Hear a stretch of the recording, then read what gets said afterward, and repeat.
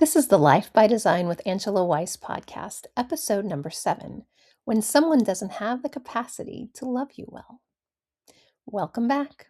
I'm Angela Weiss, nurse practitioner, author, and someone who believes deeply that life was never meant to be lived on autopilot. This podcast is a place where we talk honestly about emotional life, relationships, mental health, faith, grief, and the quiet work of building a life that actually feels meaningful. Before we get started today, I always like to say something that's important. This podcast is not meant to be perfectly polished. Real life isn't polished, and sometimes I might stumble over a word or a few, and sometimes a dog might bark, or a cat might wander into the room. Sometimes I might pause to take a sip of water or coffee. Sometimes I might record outside and you'll hear the birds or the neighbors in the background, but not today because it's way too cold. All of that's okay because these conversations are meant to live inside real life, not perfect environments. So wherever you're listening today, whether you're driving or walking or sitting with your coffee or just taking a moment to breathe, I'm really glad that you chose to be here today. Today, we're going to talk about one of the most confusing experiences in relationships. Something that many people experience but struggle to make sense of. It's the experience of being in a relationship with someone who seems to care about you, but still cannot show up consistently. Maybe they say the right things sometimes. Maybe there are moments where it feels like things could really work out. Maybe they show effort in small ways that gives you hope. But something never quite stabilizes. There are periods of closeness followed by distance, a push and pull, if you will. There are periods of hope followed by confusion. And eventually you find yourself asking a painful question. Was it me? Or is there something else going on here?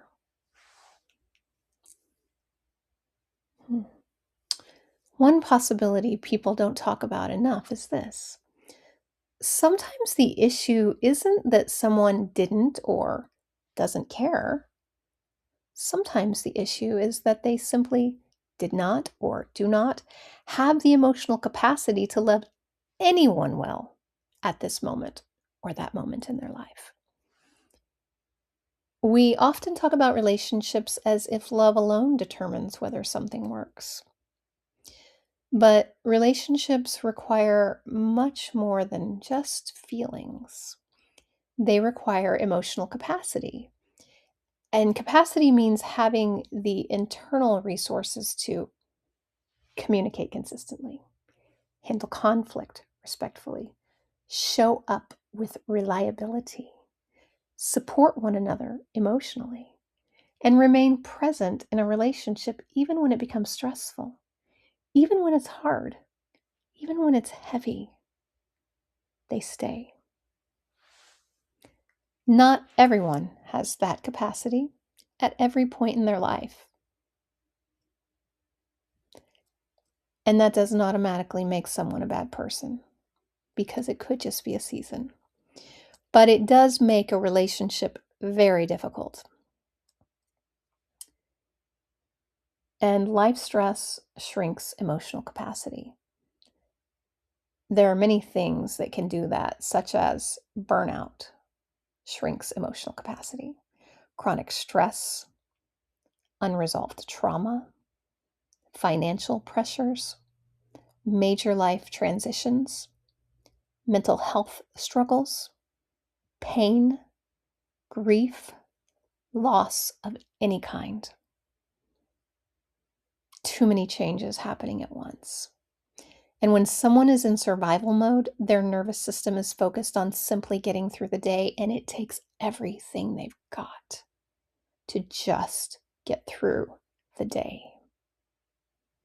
And relationships often require emotional energy that someone in survival mode simply does not have. This connects to something we talked about in the recent mini mental health episode about survival mode and burnout. When a nervous system is overwhelmed, relational consistency often becomes one of the first things that suffers. And it's not because that this person does not care, but it's because their internal system is already stretched beyond what it can manage. And it's just like powering down and doing whatever it can to survive. So some things are tossed aside.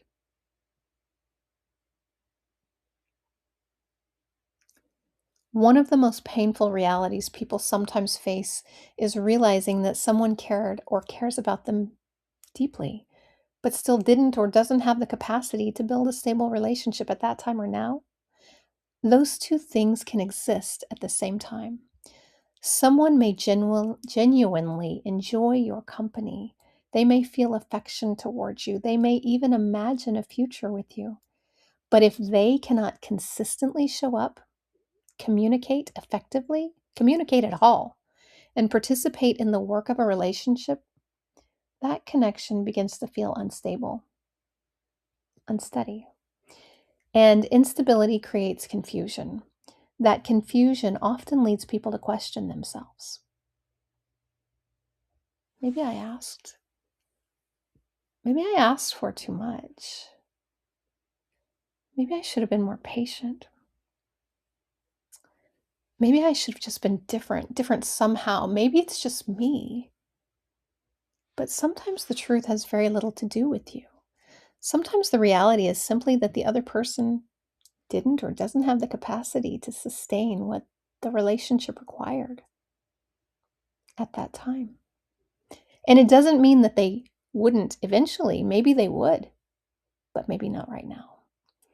And then you get mixed signals, and they're one of the most exhausting parts of relationships like this. There may be moments where things feel very hopeful, moments where someone shows up fully, moments where the relationship feels possible. And then suddenly, the energy disappears. People often interpret these cycles as manipulation, but sometimes that's not true. Other times, the explanation is simpler. Someone may want connection, but their life, stress levels, or emotional state may prevent them from sustaining it. The result becomes a relationship that moves forward and backward at the same time. It's like a push and a pull, a push and a pull. And hope grows, and then confusion returns. And that emotional roller coaster can be incredibly draining. Yeah, I don't really like roller coasters. So, healthy capacity, what it looks like is when someone truly is able to be present in a relationship, the experience will feel very different. There's consistency, there's follow through, there is emotional presence, there's effort, there's showing up. And that doesn't mean everything is perfect. Every relationship includes challenges, but the overall pattern feels stable rather than confusing. You don't constantly question where you stand, and you don't feel like you're carrying the emotional weight of the entire relationship alone, nor should you carry the emotional weight of the entire relationship alone.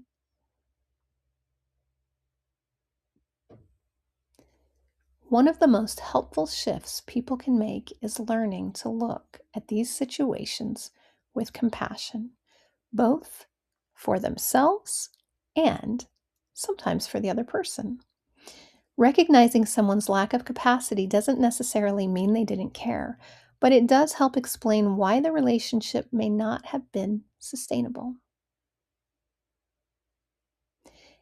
And understanding that truth can begin to bring a sense of peace because it allows you to stop searching for flaws in yourself.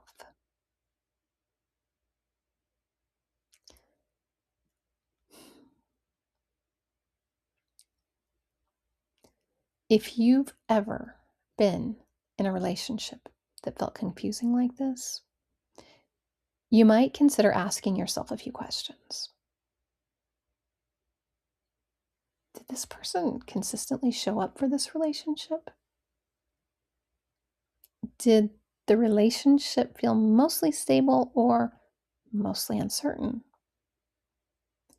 Was I receiving the same level of effort that I was consistently giving or not? Sometimes clarity appears when we step back and look at a pattern rather than isolated moments. You will see what you're looking for when you look at the patterns. Sometimes the most compassionate explanation isn't that someone didn't or doesn't care. Sometimes the truth is that they simply did not have the emotional capacity to show up in the way that the relationship needed. And recognizing that truth can be the beginning of letting go of confusion and reclaiming your own emotional clarity. If today's episode resonated with you, make sure you're following the podcast so new episodes appear in your feed. Sometimes they're a little bit longer than this. This one's a short one, but the message is solid. On Thursday, we'll continue with our mini mental health series and talk more about how chronic stress affects your nervous system. And on Sunday, we slow down again for the faith edition. You can listen to the Life by Design with Angela Weiss podcast on Apple, Spotify, YouTube, iHeart, and some other places that I've never even heard of that I see it popping up. If this episode helped you today, I hope you'll consider sharing it with someone who might need to hear it. And if you find it helpful, please drop a comment down below. I would love to see your comments. Sometimes a simple conversation about emotional life can make someone feel a little less alone.